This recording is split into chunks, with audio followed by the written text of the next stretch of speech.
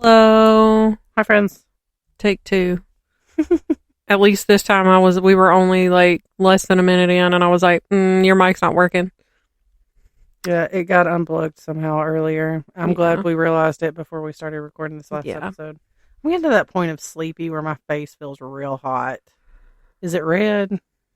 It looks red, but you're also sitting right next to a red lamp. So Roxanne, you don't have to put on the red light. Oh, I was like, where is this coming from? Roxanne. Okay.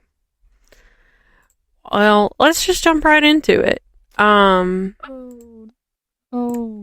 We are doing Spooky Iowa this week. I personally did not anticipate much of anything out of the state of Iowa, much like I did for the state of Indiana, and then I was blown away. So, I guess I'm going to read my stuff first, and then she will share what she has for her part. So I'm going to start. Yours is long too, so strap in. Strap in. My notes are quite long. I do also include photos now too, so that adds a little bit. But Josiah Moore was one of Villisca, Iowa's most prominent businessmen and owned a franchise of the booming John Deere Company. He had previously worked for Frank Jones, who was the owner of a hardware and agriculture supply store, much like a co-op, and he was also a state politician. When Moore opened his John Deere dealership, he opened it right across the street from his former employer. Josiah's family was large, and many of them lived in Villisca, including his parents and 6 of his 8 siblings. Josiah married Sarah Montgomery on December 6, 1899, at the home of her parents. By 1912, the couple had 4 children: Herman, 11, Catherine, 10, Arthur, 7, and Paul, 5. On Sunday, June 9th, the Moore family was accompanied by the Stillinger sisters to a special children's program at the new Presbyterian church just 5 minutes from the Moore house. Catherine's friends, Ina Mae Stillinger and her sister, Lena Gertrude Stillinger, Ina was 8 and Lena was 12, were also part of the special program. Around 6 p.m., Josiah called the Stillinger family home to ask if the 2 girls could stay overnight. The Moore family and the 2 Stillinger girls returned to the Moore home around 9:30 p.m., and it is not clear if they ate or drank anything upon their return. The downstairs sewing room had a twin-size bed for Catherine. However, that night, the 2 Stillinger girls shared the room, and Catherine slept upstairs in her brother's room next to their parents. Sometime after midnight, someone wielding an axe attacked Josiah first, then Sarah. Josiah was the only person in the home killed with the blade part of the axe. Everyone else was bludgeoned with the blunt end. The murderer then entered the next room and killed all 4 of the Moore children, and then headed downstairs to the parlor room where the 2 Stillinger sisters were killed. It is believed that Lena was the only person who was not asleep at the time of the attack, as she was the only victim to display any defensive wounds, and her body was laid across the bed. As a macabre encore, the killer then went back upstairs and viciously attacked the 6 Moores' already deceased bodies, rendering them almost unidentifiable. Josiah was hit an estimated 30 additional times. The killer took such ferocious swings that it left marks on the walls and ceilings. Then the killer went around the home and covered all of the mirrors with various clothes and blankets, which was a common practice during that time. He also covered all of the victims with pieces of cloth or clothing, and he closed all of the window blinds except for the 2 without them, which he draped pieces of clothing over. The killer then returned to the downstairs room where the Stillinger girls were and left the axe, which was believed to have been taken from the Moore's coal shed. He then washed his hands in a bowl of water, made himself a plate of food that he did not eat, and left, locking the door behind him around 5 a.m. At around 5 a.m., the sun was beginning to rise, and the Moore's neighbor, Mary Peckham, went out to start hanging laundry. By 6 a.m., she noticed that the usually boisterous family wasn't up yet, especially since the children had to be at school that morning. By 7 a.m., she was more concerned with the stillness of the Moore residence, leading her to go knock on the door. When there was no answer, she tried to look in the windows, but all of the curtains were closed, and trying the doors, she found them both locked. She called Josiah's brother and spoke with his wife, asking if maybe Josiah, Sarah, or the children were ill. She called his store, but he wasn't there either. At 8:15, she was finally able to get a hold of his brother Ross, who soon arrived with a key. At first, he didn't see anything out of the ordinary, but then he went to the first floor bedroom and saw a sheet pulled over the bed where the Stillinger girls laid. Ross noted the metallic smell in the air and ran outside and told Peckham to call the town's marshal. Ed Seeley, an employee of Josiah's, showed up to tend to the livestock, and Ross told him not to bother, saying something terrible has happened here. After 8:40 a.m., the town's telephone center issued an all-call alert and advised every household of the murders, and within minutes the home became a spectacle. About 100 people trampled through the home with the bodies of the 8 victims still in place. Hank Horton, the marshal, even let some of them handle the murder weapon. Some townspeople took pieces of Josiah's skull as souvenirs before they were ushered out of the house. At around 9 a.m., the county coroner, Dr. Lindquist, arrived at the scene, and after viewing it himself, he later met with Horton, who had been the town's night watchman that Sunday, and Sheriff Oren Jackson to review the information that had been collected. Lindquist was appalled by the vast number of people who had been allowed to go through the home and urged the sheriff to get the National Guard in place to secure the crime scene.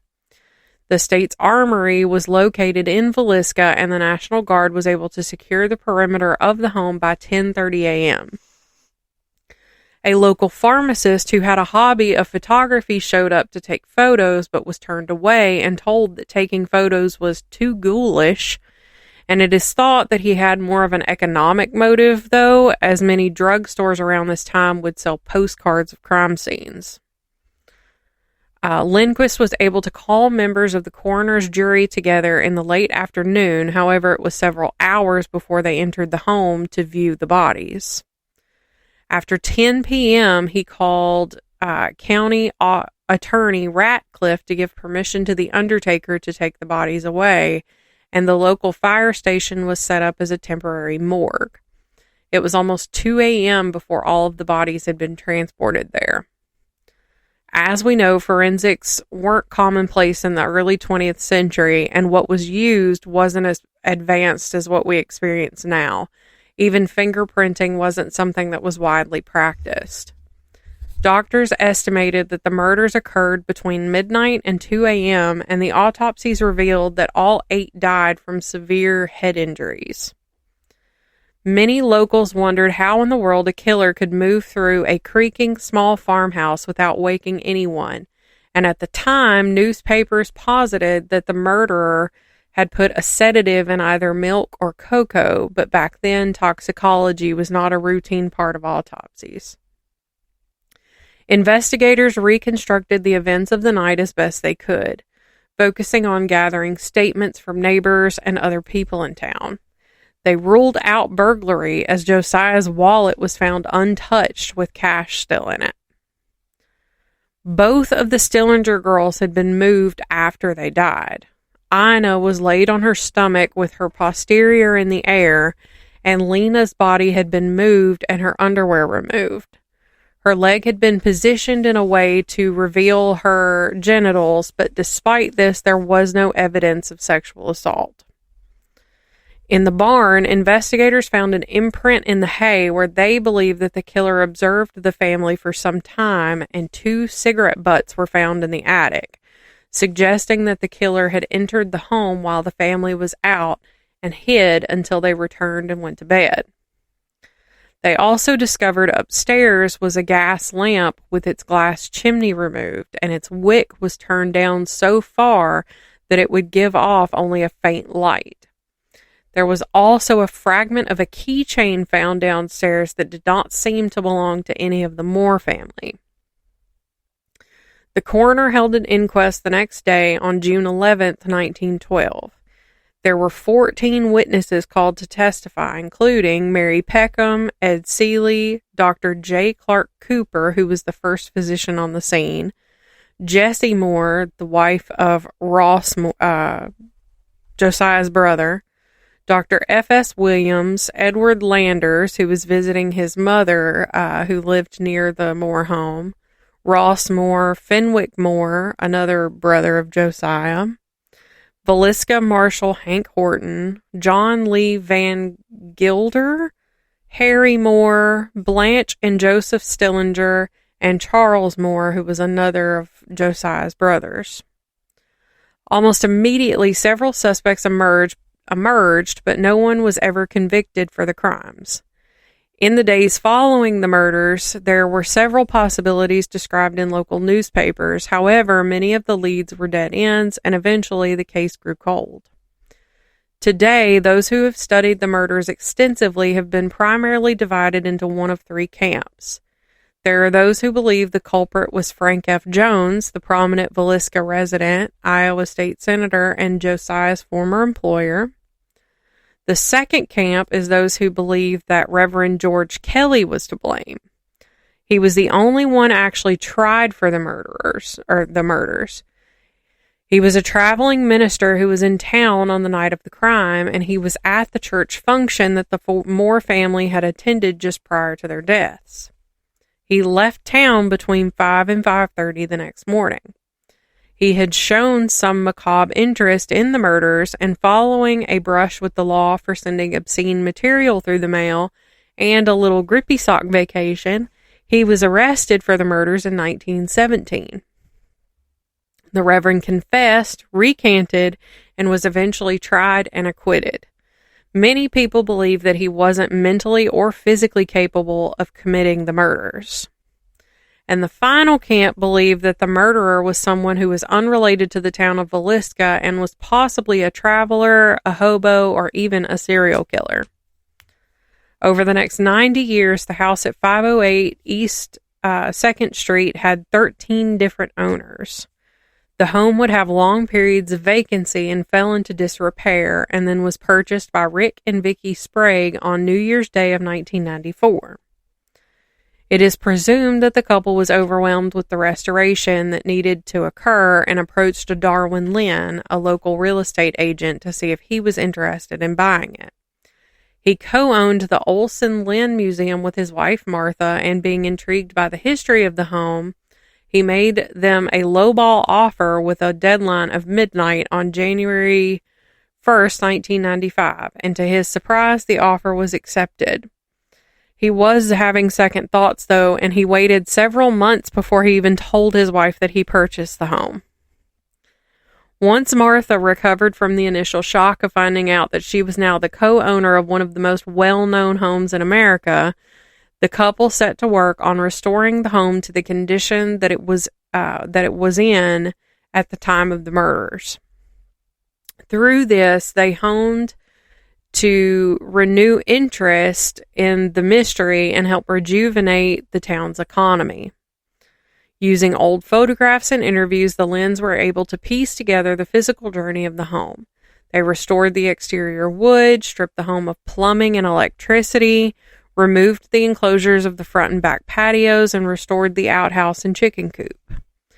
Their efforts resulted in the J.B. Moore home being added to the National Register of Historic Places in 1998, and they were recognized by the prestigious Preservation at its Best award from the Iowa Historic Preservation Alliance in 1997.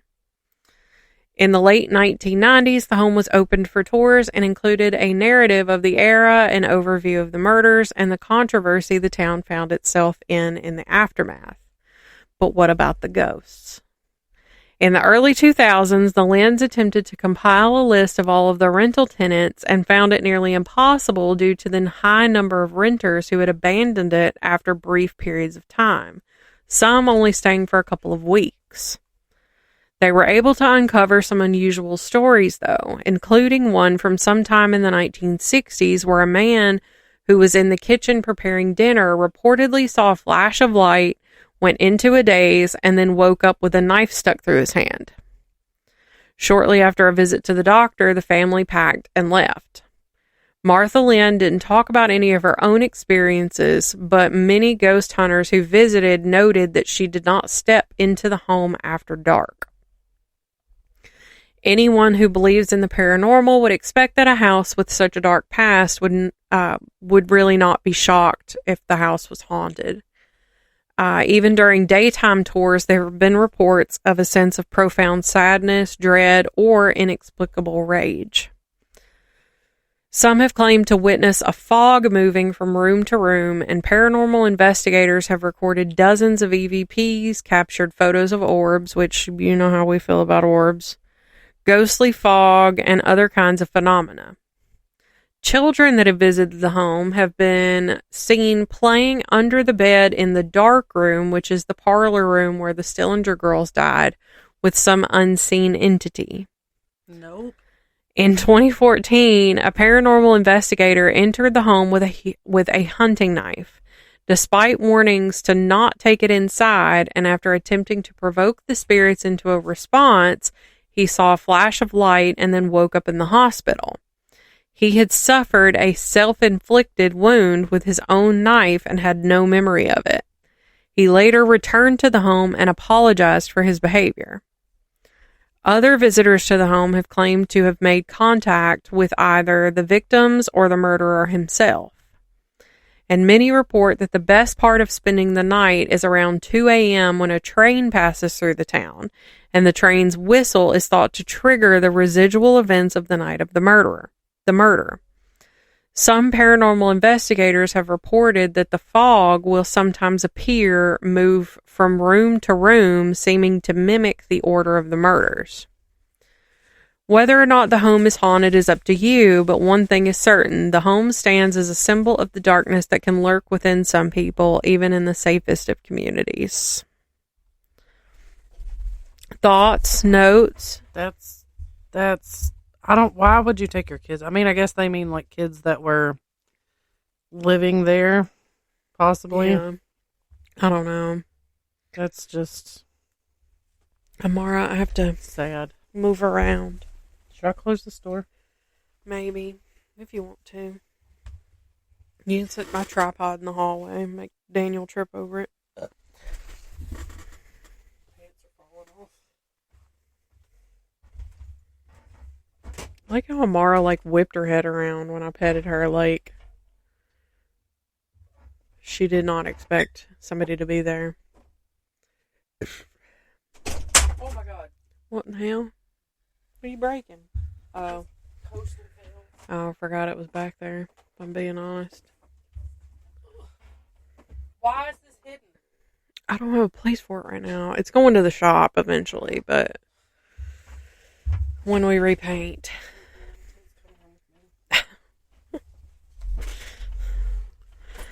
All right. It's a Stevie Nicks poster. Honestly, if you want it, you can have it. No, I'm not stealing your poster. I don't care. All right. So the town of, I don't know how it's pronounced in Iowa. Edinburgh? It's Edinburgh, but it's not pronounced that way. It's pronounced like Edinburgh. So, but I'm going to say it how I think people in Iowa would say it, as Edinburgh. So the town of Edinburgh, Iowa was the original county seat for Jones County. In June of 1840, a section of land nearby was deeded for the purpose of building a courthouse via grant signed by then President Buchanan, the 15th President of the United States. However, shortly after obtaining the land, the county government moved the county seat 10 miles west to Anamosa, but kept the land grant for the establishment of a county poor farm.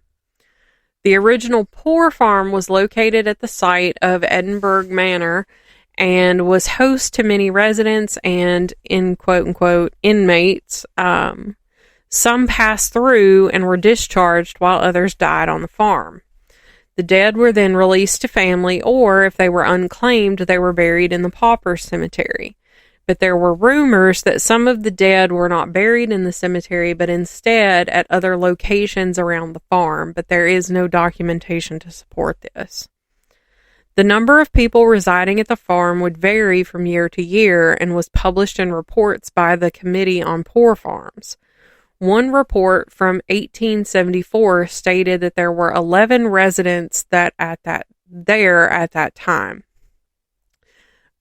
listing them as insane 1, nearly blind 1, fit or seizure 1, rest of the balance old and decrepit. Okay. It is thought that over 80 residents died while living at the farm. Hello. Oh, hi, Ziggy. The original farm building was used until 1910 when it was demolished and replaced by a new structure that opened in 1911 and is the current Edinburgh Manor.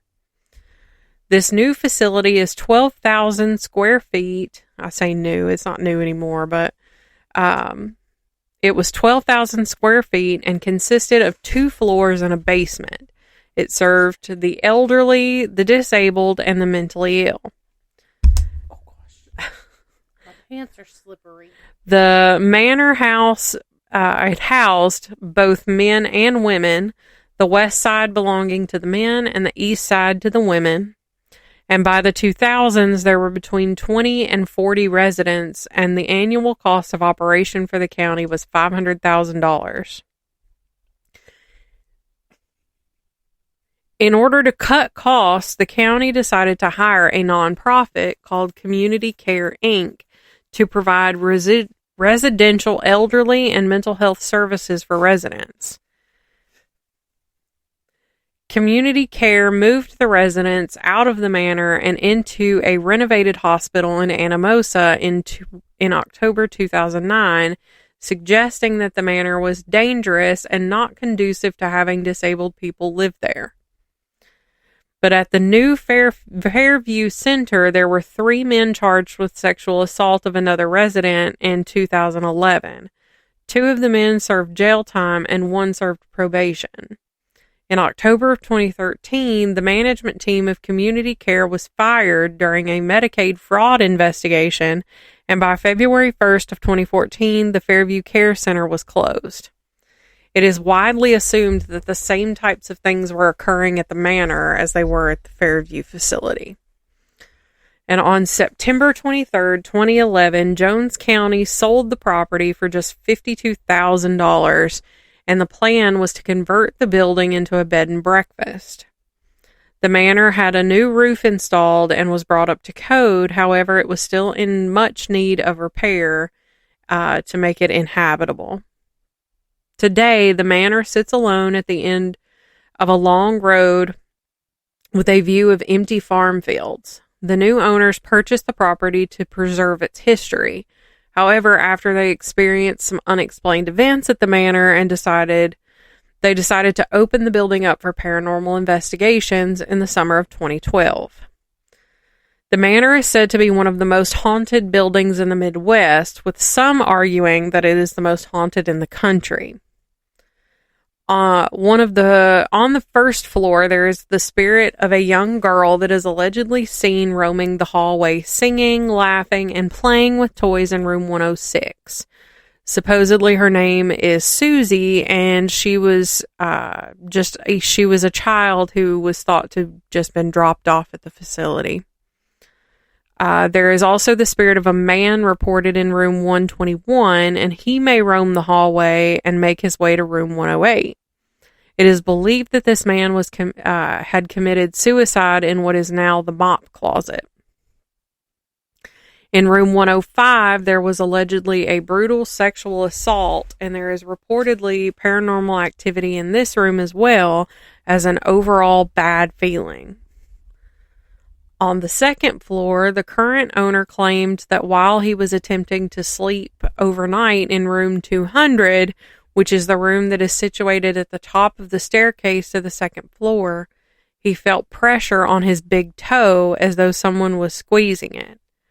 When this occurred, his dog began to growl and his hair was standing on end. A week later, when the owner's nephew and a friend were investigating, they captured an EVP saying, "I grabbed you." The current owner also claimed to see the apparition of a female figure dressed in a white dress. You know, we can't have a spooky state story without a woman in white, right? But she was standing at the top of the stairs at the landing. Of the second floor. This was said to occur between noon and 2 in the afternoon. In this same spot, a paranormal investigator claimed to see a white mist near the ceiling while setting up for an investigation, but this could have been caused by changes to the atmosphere of the building at that time of the afternoon. In room 204, a toy fire truck was placed on the floor, and one of the owners advised that the fire truck seems to move throughout the building. In the basement, it seems like the basement has the most activity. The current owner said that he saw the apparition of a tall male that was wearing a brown cowboy-style hat and a long duster coat. This apparition was allegedly seen between noon and 2 in the afternoon. That's an odd time for it to be. The manor's stairway doors are alleged to open and slam shut on their own accord. A famous spirit that is said to be roaming the manor is called the Joker and is said to inhabit the basement. This spirit is said to wander from room to room, but pays special attention to the boiler room, which was formerly a padded room on the opposite side of the basement. This is the room that he was supposedly held and ultimately committed suicide in. Can I just tell you, I've never felt like I was going to be murdered by a cat quite like this. Well, at least he doesn't have front claws. Do you see this? He's like, you better pet me. I haven't touched him, and it's making him very anxious. Yeah. He won't sit still for very long. Even if you just put your hand on his back. His whole body just loosened up. I was going to say, he looked like he relaxed. Yeah. See, he's a good boy. All right, so the Joker is described as being tall and slender with a malevolent demeanor. A common claim is that is associated with the Joker in the basement is that he throws dishes on the floor.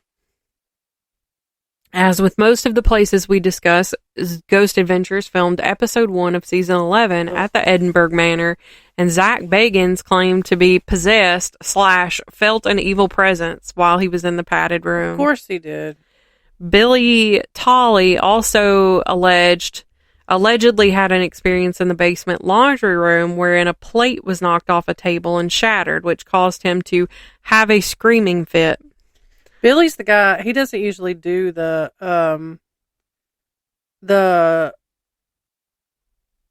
explorations with them. He's like their tech guy. Oh, okay. It is not uncommon for people to experience things in the basement.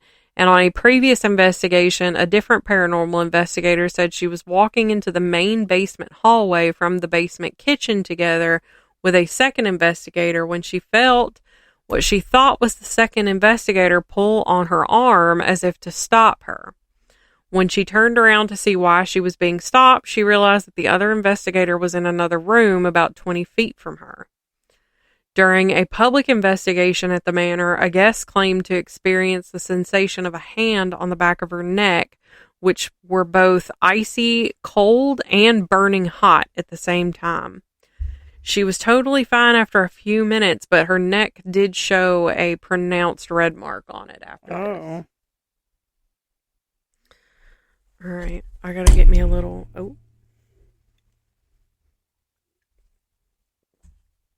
a sip of my sweet, sweet nectar. We're almost through. We're halfway. We're more than halfway. Well, we're 2 stories in. I got 2 left. Oh, these 2 are shorter. All right. Located several miles north of Burlington, Iowa, Stony Hollow Road is a route that many locals will avoid using after the sun goes down. According to local legend, in the 1800s, there was a young woman named Lucinda who was planning to meet up with her fiancé at the bluffs along Stony Hollow Road so that they could run off together and elope. Aww. But like so many tales of haunted places, the fiancé never showed up, and it broke poor Lucinda's heart. And she was so distraught that instead of trying to find out why he didn't show up, she instead just threw herself off of the cliff. The story varies depending on who you ask, but many say the reason her fiancé never showed up was because his horse-drawn wagon had gotten stuck in the mud, which somehow would, if true, it would just make that story so much more sad. Right. People also say that Lucinda lived in a farmhouse on Stony Hollow Road that is still abandoned today because it is supposedly cursed. Folks who have been brave enough to take Stony Hollow at night have reported seeing the silhouette of a young woman that many believe is Lucinda. Some say that the woman was covered in blood, while others have said that their cars have malfunctioned near where she jumped to her death. It wouldn't be a good local legend if there wasn't some sort of extra creepy thing for you to do in order for you to be able to see Lucinda for yourself.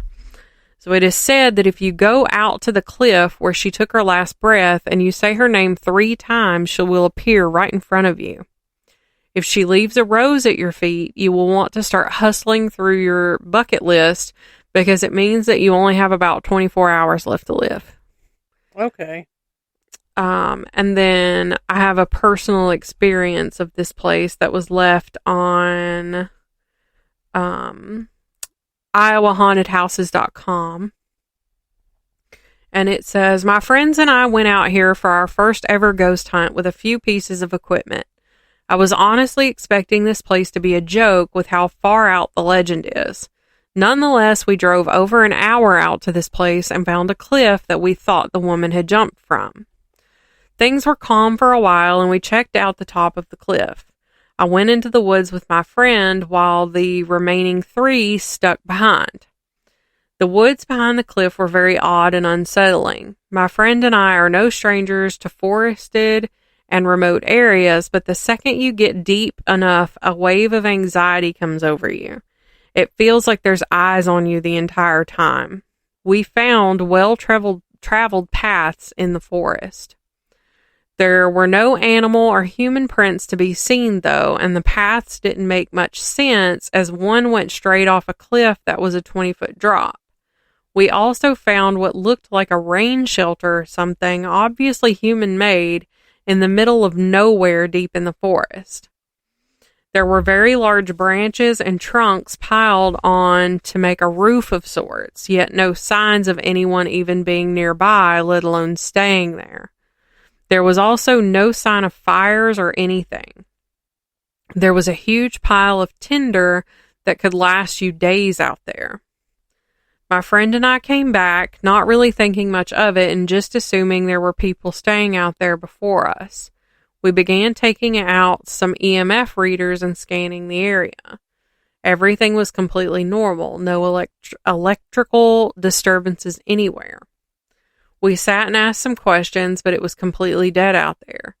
We found a moderately thick branch with a piece of paper stuck inside it, folded up and packed tightly. I pulled it out and unfolded it immediately to be faced with what I thought was some kind of satanic cult symbol. Listen, you find weird stuff in weird places. Don't touch it. After I took this and examined it, not only a minute after, we heard a woman scream from our right side near where our car was parked. It was so loud that it was caught on video over me talking.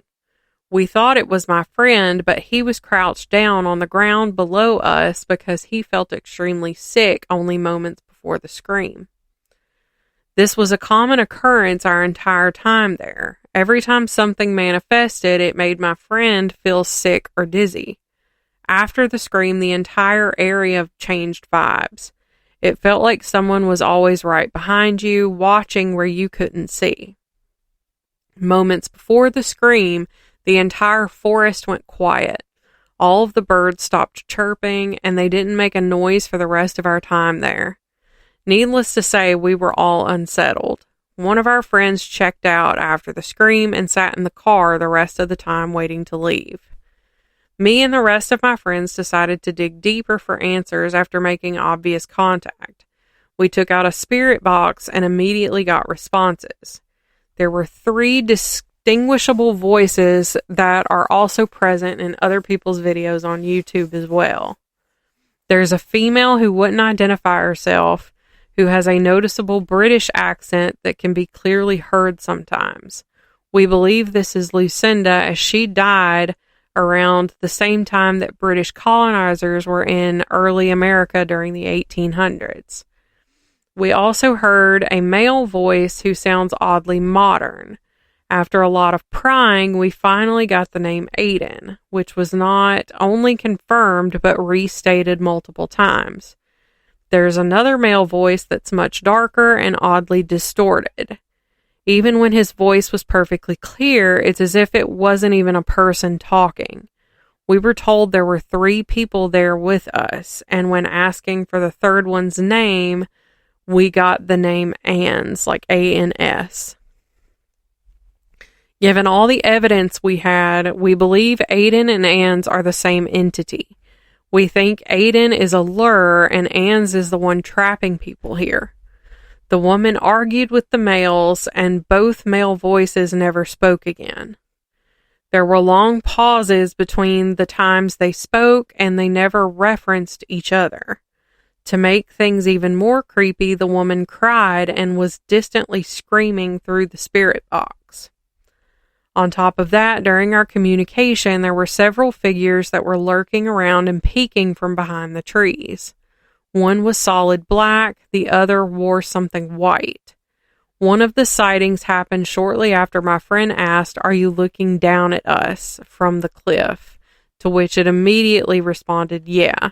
While doing the Estes method, my friends were constantly hearing noises and disturbances behind them on top of spotting things lurking.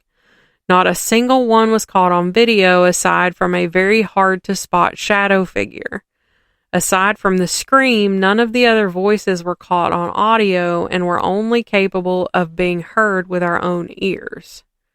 We eventually wrapped up the spirit box and were heading to the car at one point when our EMF reader picked up a strong transient pocket of energy that was following us. It came about halfway to the car, dropped below knee level, and then floated 8 feet in the air and completely went away. These odd pockets were somewhat frequent and only appeared after the woman screamed for the first time. We had to leave to go home around 9 p.m. I did a final sweep with the EMF after we told the spirits goodbye and not to follow us. I did 3 full sweeps around the car, 1 face level, 1 ground level, and 1 above head level. On the final sweep that was above head level, I got to the back of the driver's side that was pointing to the forest and immediately got a spike above baseline. It only went to the second zone, but at the same moment, a woman audibly laughed from behind the trees in the exact spot the scream came from. I nearly fell over and hurt my leg. We all ran to the car and peeled out of there. My friend that felt sick earlier didn't want to leave when we were trying to go. We eventually forced him to start driving. When we got out of the area and onto the main road, he nearly passed out at the wheel and had to pull over. After that happened, we all felt a lot more at ease. We think whatever was there was trying to attach itself to him, and that's why he didn't want to leave. The voices on the spirit box almost always responded clearly to him as well. Had we not left when we did, I think we may have had a much bigger problem on our hands. My honest advice would be to not go here if you aren't experienced. This place got dark very fast, and we will never be returning here. They did film and post the video from that night on their YouTube channel, which will be linked in the episode notes if you care to watch it. I skimmed through it.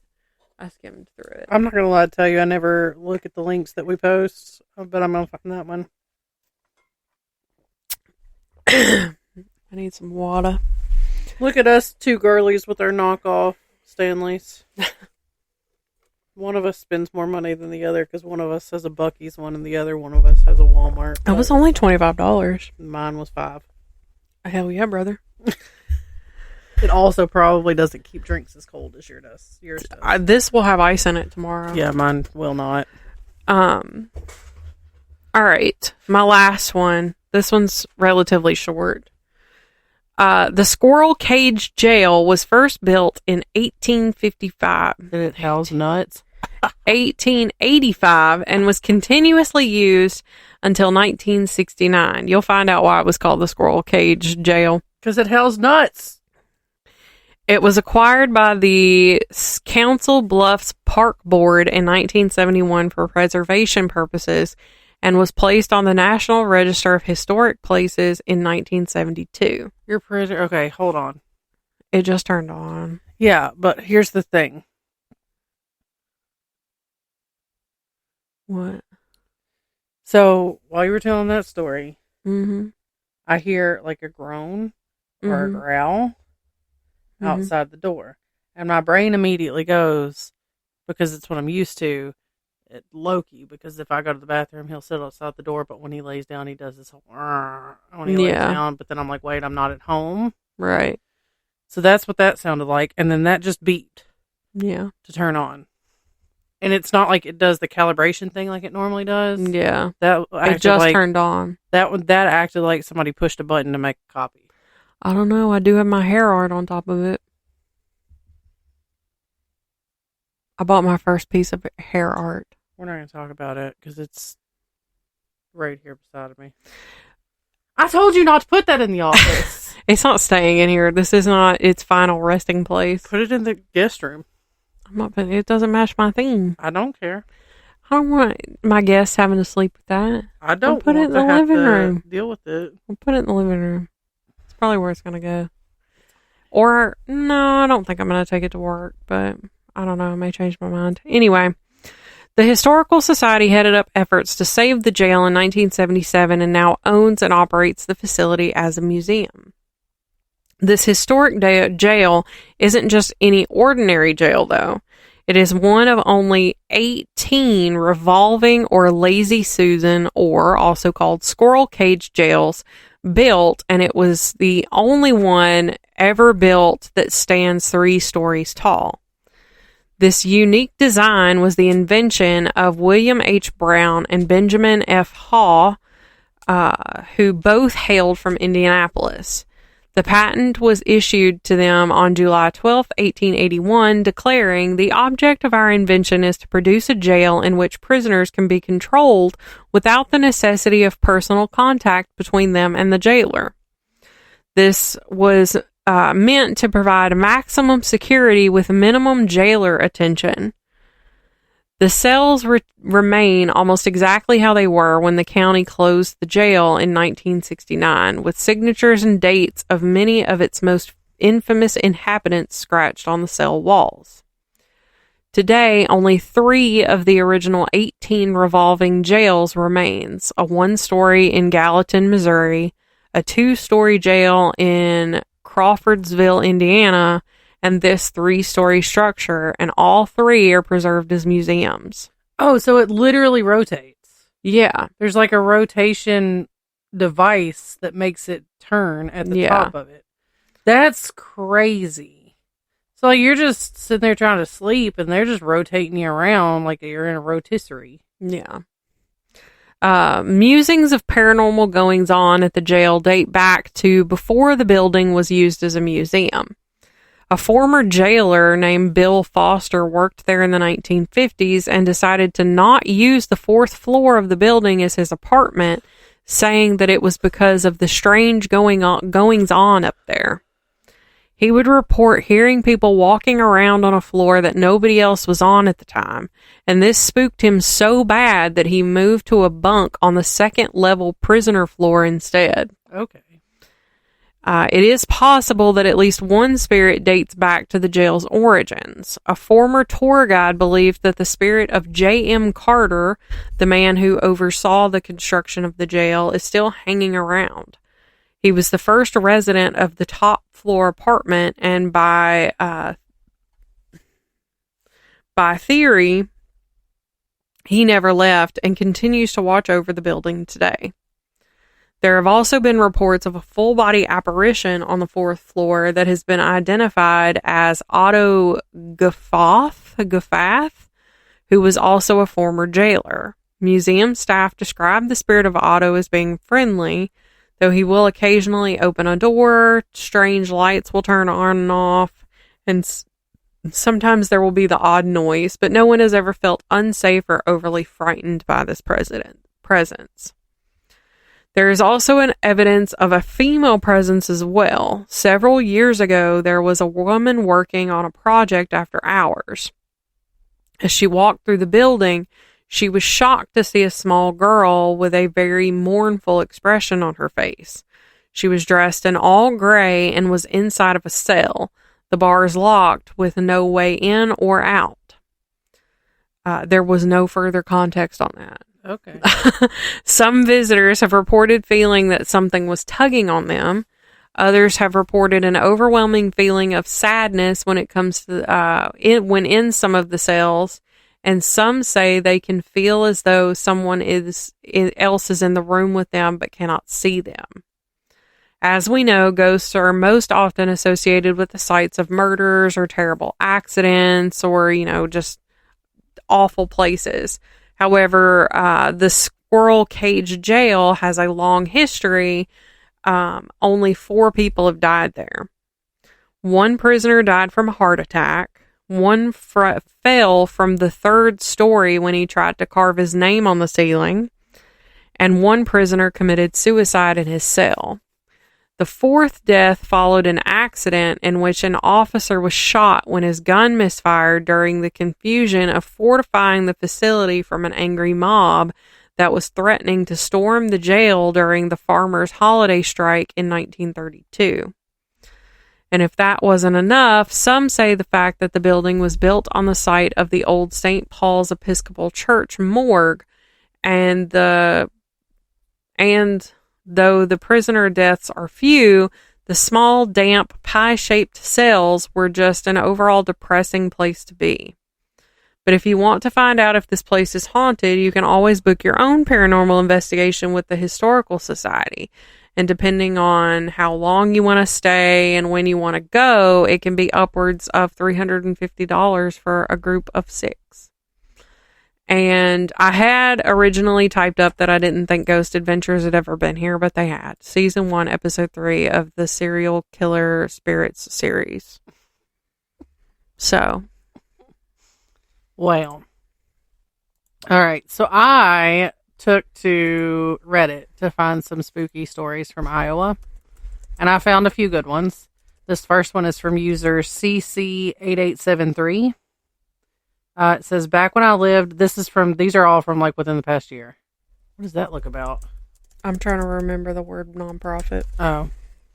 Back when I lived in rural Iowa about 10 years ago, I lived in a house right off the highway. My house was right between one town and another, almost right on the county line. Our house had a big circle driveway. If you drove in the driveway, you would be going straight toward our barn. If you curved right, you would pull into our garage. If you went past the garage, you could circle around in front of the house and pull back out where you started. Our house had 2 large double doors in the front, which we rarely used. We always used the door that was inside the garage. One night, it was very late, my doorbell rang. My husband, my 3-year-old daughter, and I were all asleep. It woke me up, and I thought maybe I was dreaming. It rang again. I woke my husband up. He thought I was hearing things until it rang again.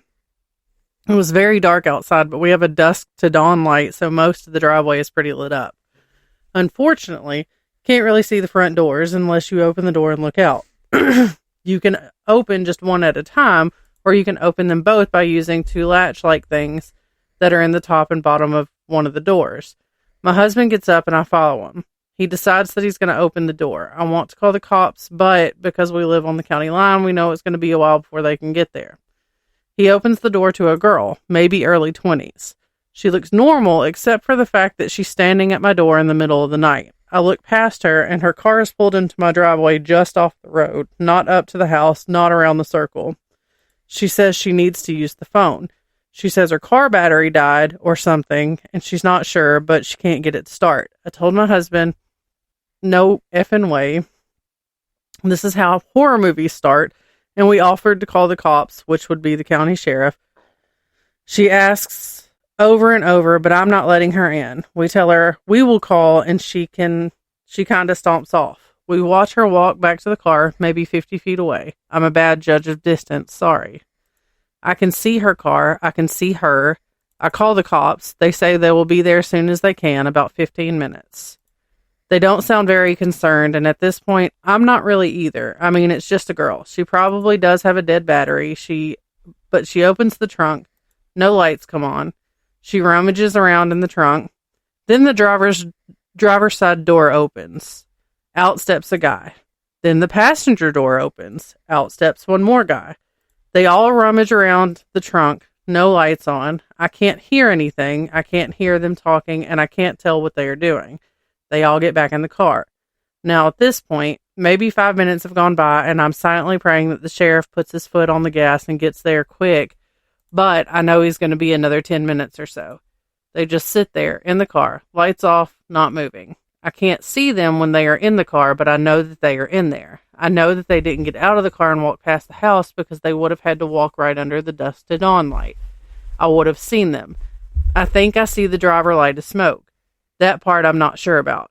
Then I see someone walking towards the car from the right, coming from the direction of the barn. It's a man. I have no idea who this man is. We don't have a neighbor for at least a mile, and he's coming from the back of my property, which ends in a creek. He walks under the dusk to dawn light straight to the car.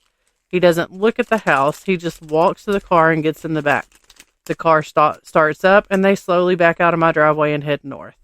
The cops arrive about 10 minutes later, and at this point, I'm freaking out. They search around, but can't find anything. Ask us if we got a license plate, but they were parked too far away.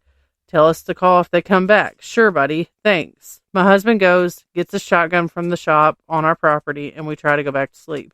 They never came back. I don't know who those people were, and I don't know what they wanted. I never lived in the country before, and I was never happier the day I moved out. Damn. Right. Now I got to scroll through. All right, so this next one. I was out with my girlfriend one night. We were done at the bar. I'd only had 2 drinks over the span of several hours, so I drove us home. My friend lived about 6 miles past my house in the country on the same road. She lived in a very small town. 1 road to get in, 1 road to get out. That's it. So as I'm driving, we see cops in the distance, and as we get closer, we realize it's more like 10 police cars blocking the 1 road to get into her town. Super unusual for the area. We pull up, and the officer says, "Ladies, turn around, please." So we do, and just drive to my place, since we would have to drive like 15 miles to get to the other side of the town, since this 1 road was closed. The next day, I texted my friend who is a cop for the county. Nothing. No reports of cops being out that way. He hasn't heard anything. Not to mention the county only has like 4 cop cars, not 10. My friend and I strongly believe we entered a glitch in the Matrix, or some shady stuff was going down. Yeah, that's kind of crazy. Yeah. Hold on. I'm sorry. I got to scroll through some of these. All right. So this one, that last one was from As Told by Som, SOMXX. This one is from Ichera. So this was about a decade back, but I clearly remember this. I'm not a rural resident, but live on the outside edge of the Quad Cities, and sometimes I take the rural roads around them home from work in Moline. This was probably about 2 a.m., and I'm exhausted from clocking a 12-hour shift, but the bridge is down to 1 lane, and I don't want to deal with possible traffic, so I decided to take the back way home. I remember being out on one of the rural back roads and absolutely nothing in front or behind me when suddenly there's a guy just standing in the middle of the road. I ended up swerving around him, slowing down, but when I turned back to make sure nothing had happened, he was gone. I actually got quite a bit worried that maybe I had hit him or something, so I circled back around and parked near where I thought I had passed him. I used to carry a big old floodlight, and I put it in my trunk and was looking down in both ditches and trying to call out, but didn't see anything. I started getting creeped out and felt like someone was watching me when my light found him. He was up past the ditch and leaning on the fence, just staring at me, completely silent and about 50 yards away, half hidden in the bush. Scared the crap out of me, and I decided at that point to just leave. I would not have turned around. No. You're just standing in the middle of the road for no reason? Yeah. No, thank you. I'm out. No. This next one is from Tweez Rider. Last year, I experienced something truly bizarre and downright frightening. I work a delivery job over the road. I was on the way to work super early in the morning, about 4:30 a.m., and I saw what I can only describe as two dogs eating a dead deer on the shoulder of the road. Almost instantly after seeing this, my fuel pump went out, so I pulled over to wait for help. It was extremely cold that morning, maybe negative 20 degrees Fahrenheit. I read that and I was like, I could never. No. I could never. No. If I had cracked my window to get a bit of fresh air while I waited for my ride, and immediately after I hung up the phone, an indescribable, guttural, piercing shriek cut through the cold night air. All the hair on my neck stood up. I turned around to look at the deer corpse behind me, and the quote-unquote dogs were gone. I say quote-unquote dogs because these two looked more like the dogs from the original Resident Evil than like man's best friend. The part that was most curious to me was that the deer had been there for days, and during those days the temperatures had been well below freezing, so it had to have been frozen completely solid, pretty hard for something to just be munching away on. The sound of that cry I heard almost felt unearthly, like a horror movie sound effect. This wasn't extremely rural either, but then again, unless you're in a metro area, almost all of Iowa is rural. It was on a back road near the industrial part of town and immediately adjacent to a large cemetery. I was kind of shook up about it deep down. Mind you, I'm a 35-year-old dude with a decent tolerance for scary stuff.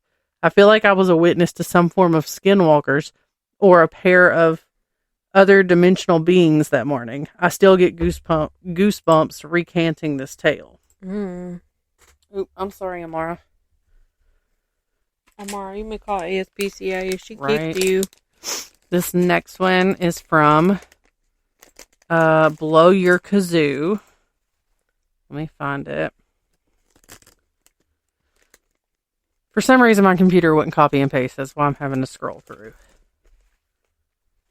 At this point, a lot of it was like, I saw, because like it's literally like, tell me the scariest, creepiest thing you saw in Iowa or something like that. Mm-hmm. And it was like, I saw a MAGA flag.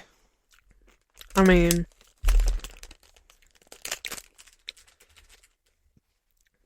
come on, here it is.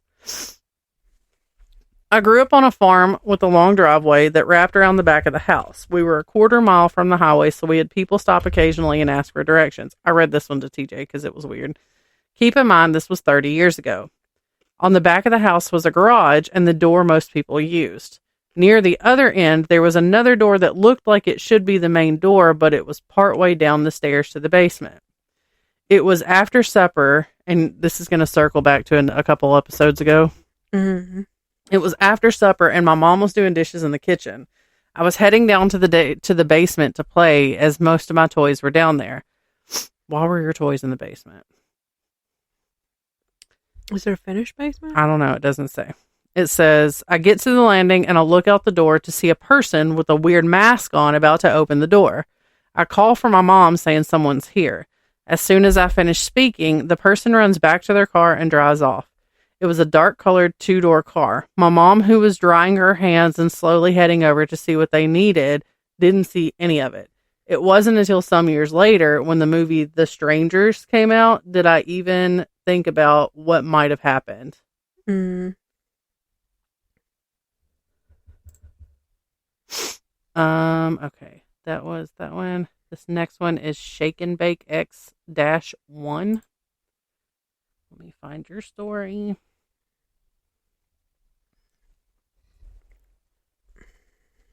Also talked about meth heads and drunks. Oh. When I was a kid in rural southern Iowa, my dad took me deer hunting. He shot the deer, we found it, and gutted it. He then decides to leave me alone in the dark with said deer while he went and got the truck. I'm maybe 10 at the time. I'm trying to be real confident when I just can't shake this feeling of being watched. I'm looking around in the dark, no flashlight because my dad took it to walk back to the truck with. I see a dark person-shaped figure near a few trees, just standing there a short distance away watching me. I'm getting real freaked out and just internally begging my dad to come quicker. He finally shows up with the truck and a flashlight. I shine the light to the trees and the figure is gone. We get the deer loaded and I see the figure in a different spot when I tell my dad it's gone. All these years, I still swear I could see the face and that someone was watching me. That's scary in and of itself, but this is where it gets weird. Mm. Looking back now, I think it was the neighbor. He was kind of a sketchy guy and real possessive of his deer. Oh. No. No. Mm-mm. Okay. Project Boogaloo writes, not much to the story, and I'm not a good storyteller, but I was catfishing out at a local bridge in southwest Iowa a couple months ago alone. The sun was beginning to set, and the fish were jumping around like crazy in the river. I heard some particularly large splashes about 200 feet north of where I was on the bank, so I go up to see what kind of fish was out there. When I got to where the splashing occurred, I didn't see anything, so I turn around and start walking back. Suddenly, from the tree line on my side, I hear a voice that sounds familiar to me but not recognizable say, "Hey," and then my name. I instantly froze up and listened a bit more. Whatever it was spoke something else, but I couldn't decipher it. I figured the best thing for me to do was to not acknowledge it, smart person, and keep walking. Nobody knew that I was out there, and I didn't hear any cars go across the bridge. Didn't even see a cloud of gravel from either side. I go up to my truck to investigate some more when I realize that there are no signs of any vehicles in the area, so I book it back to down the path under the bridge. I unholstered it says CCW, I don't know what that means. Grabbed all my fishing stuff in world record time and got the F out of there. Nothing in the trees needs to know my name. Smart person. Yeah. CCW? Cold cookies and water? I was thinking cold cocked weapon. I don't know. See, yours made more sense. Cold cookies and water. What is wrong with you? All right. The next one, I got, I think, 2 more off of this, and then I move on to the next thing. This one is from Better Me 333, Loon Lake Witch's Graveyard. We went there a few times to get spooked when I was a teen around Halloween. Always thought we heard distant screams, and the 100-plus-year-old tombstones up on the hill were spooky. One year we went out there, and a fence had been put up around the graveyard, but it had a door on the fence that was open. My friend was being somewhat disrespectful to one of the witch's gravestones, which was a big no-no.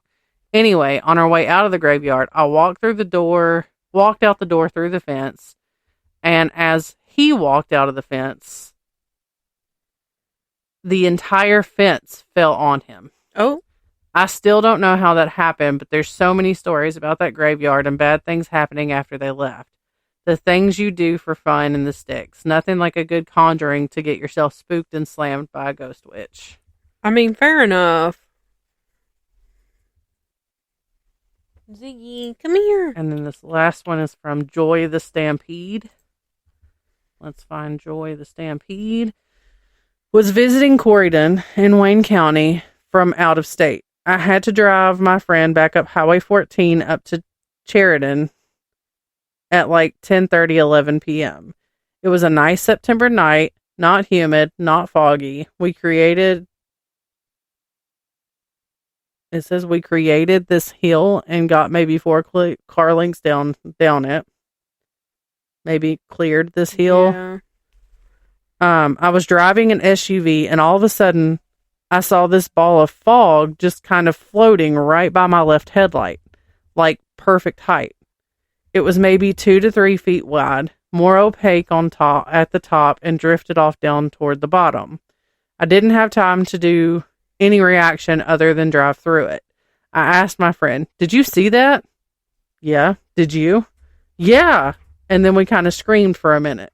We got to the bottom of that hill and up another, and there was no other fog at all. My friend said he saw the fog ball. We started calling it a ghost jellyfish because of its opacity and the shape. Float up out of the side of the road, like as if the wind was blowing a plastic shopping bag. But when it got to the road, it basically just stopped and floated there until I hit it. I was looking at other parts of the road while driving and didn't see any of that. Mm. I dropped my friend off at Sheridan and then had to drive back down that same road to Corydon. I kept another friend on the phone with me and may or may not have abided by the speed limit. The rest of my friends were at a bar in Corydon, so I told them what had happened. We asked the bartender if there were any local legends, and she said in Corydon, no, but in Sheridan, by the cemetery, which was just after that next hill I was driving on, there are frequent encounters. Nope. One ghost jellyfish is plenty, thanks. Yeah. I thought that one was kind of cute. Yeah. I like it. And then my next section, last section, the 11 most insane Iowa stories of all time. Strap in because some of these are ridiculous. Okay. I'm strapped. Locked in. Excuse me. ISU student claims Pop-Tart grilled cheese as official sandwich of Iowa. And this article says... Disgusting. This article says, forget everything I've said about pumpkin spice anything. This is way worse. A sophomore at Iowa State University tried to claim Iowa's signature dish as the grilled cheese sandwich made from Pop-Tarts. Ugh. This kid made a grilled cheese sandwich, but instead of bread, he put a slice of American cheese between 2 Pop-Tarts. Based off of the picture, it looks like strawberry. Ew. He tweeted, "You ain't from Iowa if you've never had one of these." What's out there? Daniel. Okay. He went to go I heard the driveway alarm go off, and then I think it was a cat. No, it won't let me go back. I don't know which one, though. Hold on. All right. So then the next one says, Iowa driver has the worst excuse for going 137 miles an hour in a Ferrari. A woman was pulled over on Interstate 35 in Mason City for doing 137 miles per hour in a Ferrari 488 Spider she'd rented. Her excuse? She didn't realize she was doing 137. She thought she was only doing 100. What the hell? She's looking at a fine of only $335. Oh, wow. That's crazy. Around here, you'd have got arrested. Right. I thought we'd heard the last of these. Iowa man trashes hospital while being treated for Tide Pod consumption. Oh, no. Can't be doing that. 26-year-old Brandon McVeigh was admitted to a hospital in Council Bluffs because he had eaten a Tide Pod, a whopping 8 months after that dumb trend peaked. During his treatment, he freaked out and went on a rampage. He trashed the room they had him in, then continued his destruction in the hallway. Ended up destroying 4 computers and left broken glass scattered all around the CCU. The estimate of how much damage he did was more than $7,500. What the hell? Before they stopped him. He was charged with felony criminal mischief and will have to foot the bill for the cleanup and replacing what he broke. Man. This why can't nobody have nothing nice. Right? Oh, shit. I clicked the wrong button. Iowa inmate sues for right to pornography. 58 inmates are taking Iowa state officials to federal court claiming they've been denied their constitutional right to porno. What? Where is that? Where is that in the Constitution? Right. You're in jail. The lawsuit seeks to overturn a new law that shut down designated pornography reading rooms. Along with the porn, the inmates also want $25,000 in damages each. This is at Fort Dodge Correctional Facility. They say that the law was put in place by religious tyrants under the guise of morality. It also states that if female correctional officers can't handle a work environment that includes porn, they should find employment elsewhere. Oh. Prison officials say that getting rid of the porn rooms ends a staff-intensive process. Staff would have to escort offenders to the reading area, wait for them to, quote-unquote, read the material, then inspect the material for contraband and damage. That's gross. Yeah. I'm sure you can get spank material some other way. All right. So then it says Iowa mayor arrested after police found 18 pot plants in their home. The mayor of Jamaica, Iowa, and her husband have found themselves behind bars in what is probably the most coincidental story in state history. Deputies in Guthrie County were on a manhunt for a shooting suspect when they happened upon LaDonna Kennedy's home. Kennedy is the mayor of Jamaica, and authorities had reason to believe their suspect was in the area.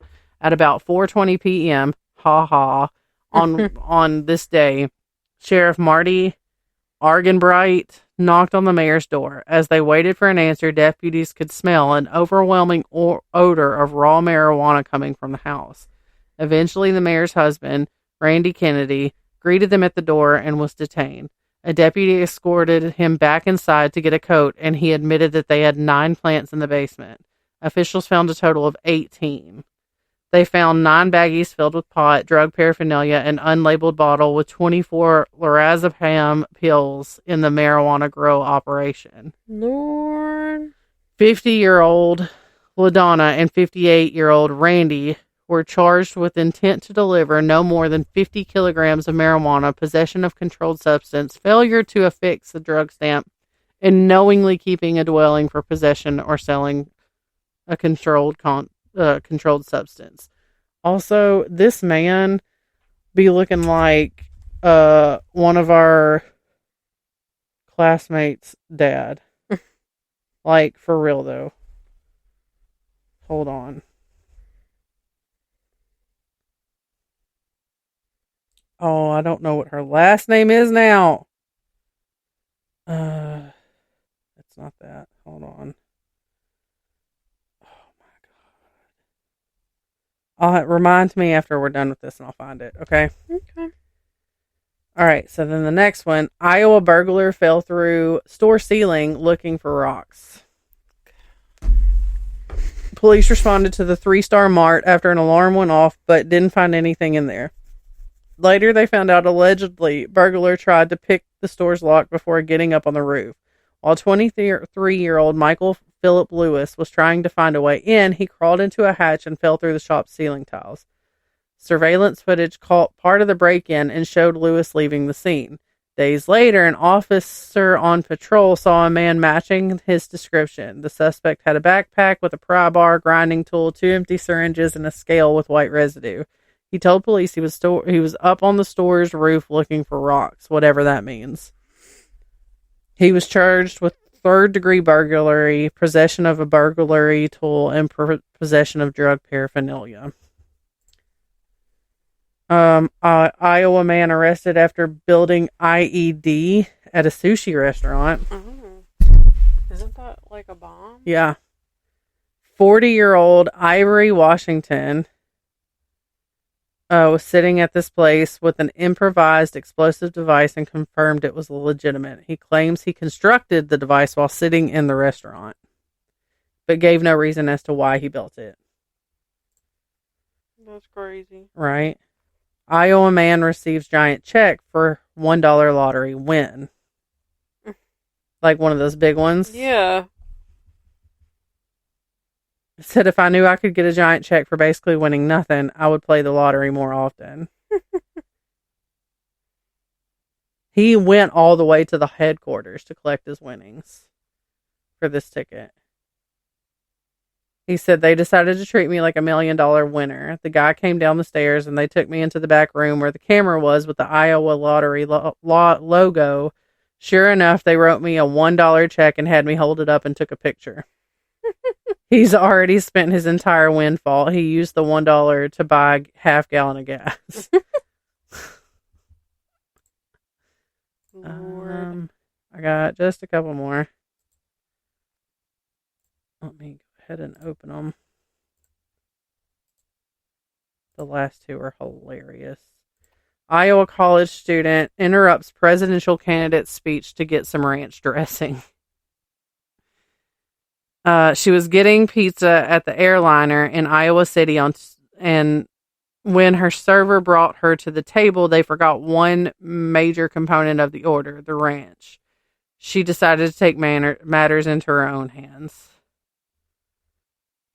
And then there's a video. She said, you see here in the Midwest, it isn't just dressing for salad. It's life. We use it for dipping chips, eating potatoes in sandwich wraps, and for Hannah to dip her pizza. No one should get between a Midwesterner and their ranch. Our hat's off to you. You make these Iowans proud. That's funny. That'd be something Gemma would do. She loves her ranch. Iowa man. Hold on. I need my ranch. Right. Iowa man accidentally shot by his dog. Oh. Was it an accident? Right. 51-year-old was horsing around with his dog, a lab pit mix. He would toss the canine off his lap and it would jump back up. Somehow, the safety on his Ruger 9mm got bumped. The guy keeps it in a belly band under his overalls. One of the dog's toes got behind the trigger guard and discharged around into the man's leg. No. The bullet did not do any major damage. Well, good. It said the dog's a big wuss. The poor dog laid down beside me and cried because he thought he was in trouble for doing something wrong. Oh, bless him. And this one is the best story of them all. Okay. Iowa man stabs his brother over who ate the last rib. Jeez. 34-year-old Cale Jim lives with his 35-year-old brother Daniel in Council Bluffs. The brothers got into a fight when Cale went to eat some leftover ribs and found that they were gone. They started to argue about who ate the last of the ribs and things escalated. Cale wound up stabbing Daniel in the stomach. Cale was arrested on assault charges. He's facing 12 years in prison. Oh my gosh. 12 years in prison over some ribs. Right. Ribs are good, but not that good. No. That's crazy. All right, roll that beautiful bean footage on that nonprofit.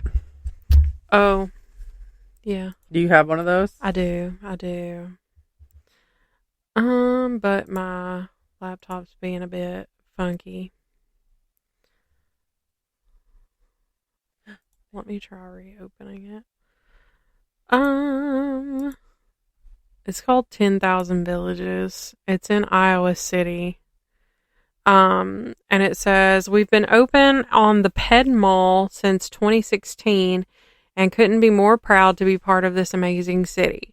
10,000 Villages is a non-profit global maker-to-market movement where you can go find items that are handcrafted, ethically sourced, fair trade, eco-friendly, innovative, impactful, perfect in its imperfections. Just keep going.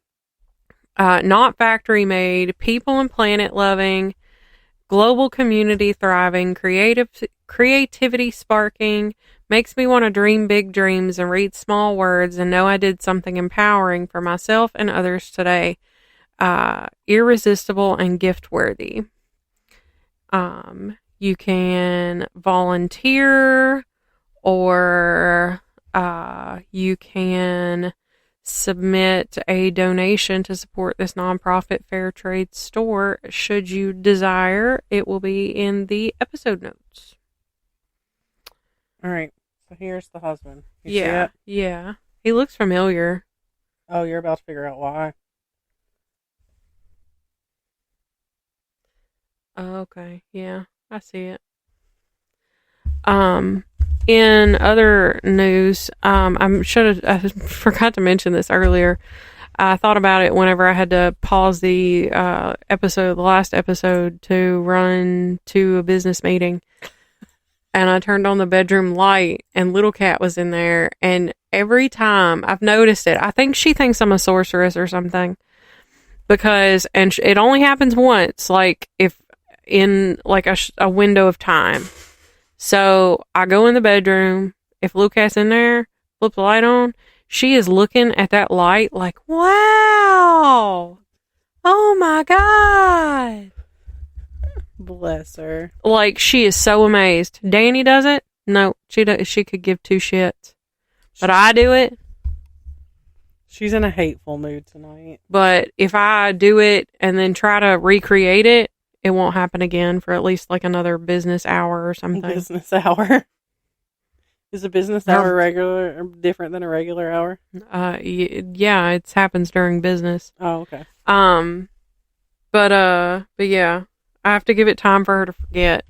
And then... Listen, she's old, okay? I guess. Bless her heart. But... I have to pee.